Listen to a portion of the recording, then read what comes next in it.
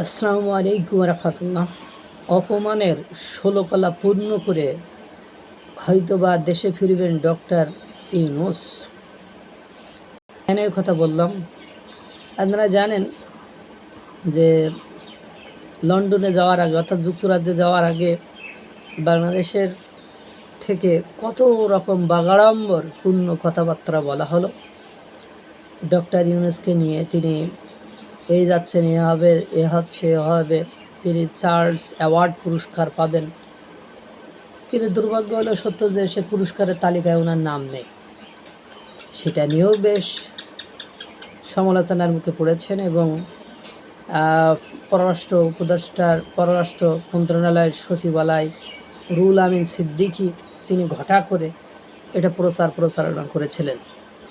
পরবর্তীতে যখন the Kings ফাউন্ডেশনের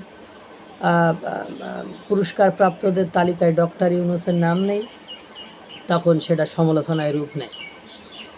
এরপরে বিদেশে গেলেন, যুক্তরাজ্যে গেলেন, সেখানে অবতারণা করলেন।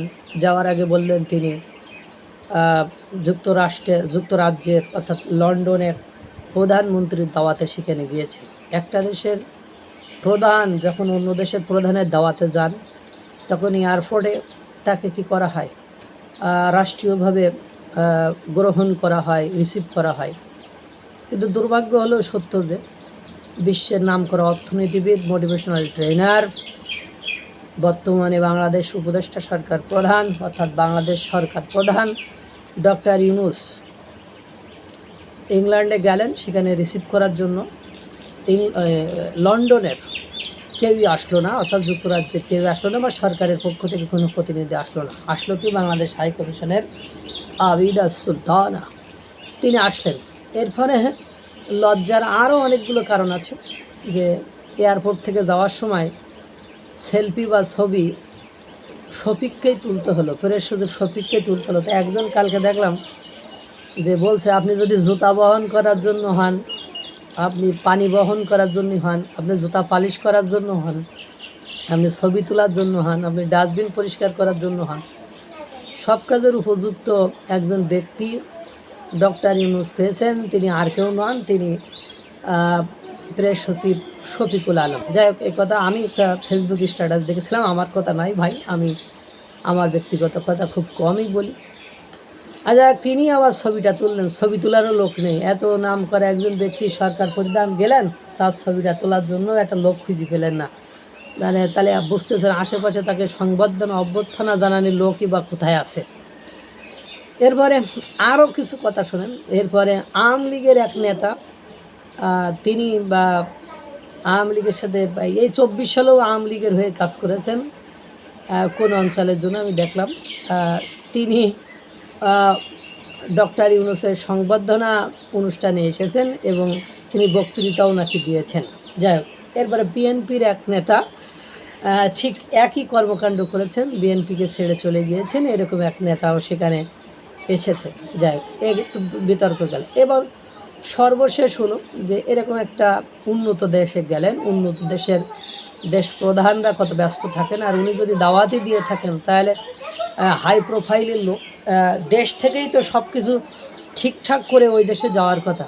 কিন্তু দুর্ভাগ্য হলো সত্য যে এত আস্ফলন, এত কথাবার্তা, এত কিছু, সব কিছুতে তো একেবারে ভাটা পড়লো, বা সব কিছুই এখন অনিশ্চিত।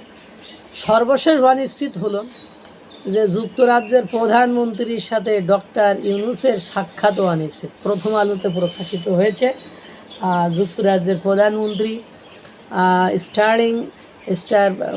স্টারমার্ক, উনি দেশে নেই, উনি কানাডায় সফরে আছেন। এর মধ্যে দেখেন আপনার তারেক রহমানের সাথে তার একটা বৈঠক, মানে অনিশ্চিত। ইংল্যান্ডের লন্ডনের প্রধানমন্ত্রীর সাথে তার বৈঠক এখন অনিশ্চিত। তাহলে নিশ্চিত কোনটা? এরপরে তারেক রহমানের সাথে দেশ থেকে কথাবার্তা বলার জন্য, ওখানে বৈঠকে বসার জন্য কথাবার্তা হচ্ছে, কিন্তু সর্বশেষ সেই সিদ্ধান্ত এখন শুনছি যে 13 তারিখে, 13 জুন নাকি বৈঠকটা হবে। তো সব কিছুই অনিশ্চিত, মানে দেশ থেকে দেশ ছাড়ার আগে তারেক রহমানের সাথে ডক্টর ইউনূসের বৈঠক হওয়ার সুনিশ্চিত কোনো তথ্য পাওয়া যায় না। এবং ব্রিটিশ বা ইংল্যান্ড অথবা লন্ডন অথবা যুক্তরাজ্যের প্রধানমন্ত্রীর সাথে বৈঠক মানে ডক্টর ইউনূসের অনিশ্চিত, যদিও তার সবাই বলছে তার দাওয়াতেই গিয়েছে। এর আগেও যত দেশে গিয়েছে সব দেশে এরকম লেজেগোবরে অবস্থা। একটা দেশের প্রধান হিসেবে যে রেসপেক্ট বা সম্মান পাওয়ার কথা, শুধুমাত্র উনি সম্মান বা রেসপেক্ট যেটা পেয়েছেন সেটা ব্যবসায়িকদের কাছ থেকে। ওই সকল দেশে বা আশেপাশের দেশ থেকে যেসব ব্যবসায়ীরা ওই সকল দেশে গিয়েছে ওই সব কর্মসূচিতে অংশগ্রহণ করতে, তারা বা মানে আপনার তার সাথে সাক্ষাৎ করেছে। এবং মানে সবচেয়ে আশ্চর্য, দুবাইতে থেকে উনি গেলেন, দুবাইয়ের যিনি আমির উনি ওনার সাথে সাক্ষাৎই করলেন না, একটা ভোজেরও আয়োজন করলেন না। অথচ এর কিছুদিন পরে ভারতের প্রধানমন্ত্রী গিয়েছিলেন, সেখানে তার সাথে সাক্ষাৎ করেছেন, ভোজ করেছেন। ডোনাল্ড ট্রাম্প এসেছেন, সাক্ষাৎ করেছেন, ভোজ করেছেন। আর আমাদের ডক্টর মোহাম্মদ ইউনূসের সাথে সাক্ষাৎই করলেন না। ওনার সাথে সাক্ষাৎ যারা করেন আপনারা একটু দেখবেন তারা সব ব্যবসায়ী, যেখানে যান ব্যবসায়ী মহলই ওনার সাথে ব্যবসা করার জন্য হয়তো বা কথাবার্তা বলেন। এবং মনে হচ্ছে না যে কোনো সফর রাষ্ট্রীয় সফর, সব সফরগুলো ব্যক্তিগত এবং ব্যবসায়িক সফর বলেই মনে হচ্ছে। তা ওনার অপমানের 16 কলা পূর্ণ করলেন লন্ডন সফর থেকে। আল্লাহ তাআলা সকলকে ভালো রাখুক, সুস্থ রাখুক। আসসালামু আলাইকুম ওয়া রাহমাতুল্লাহ।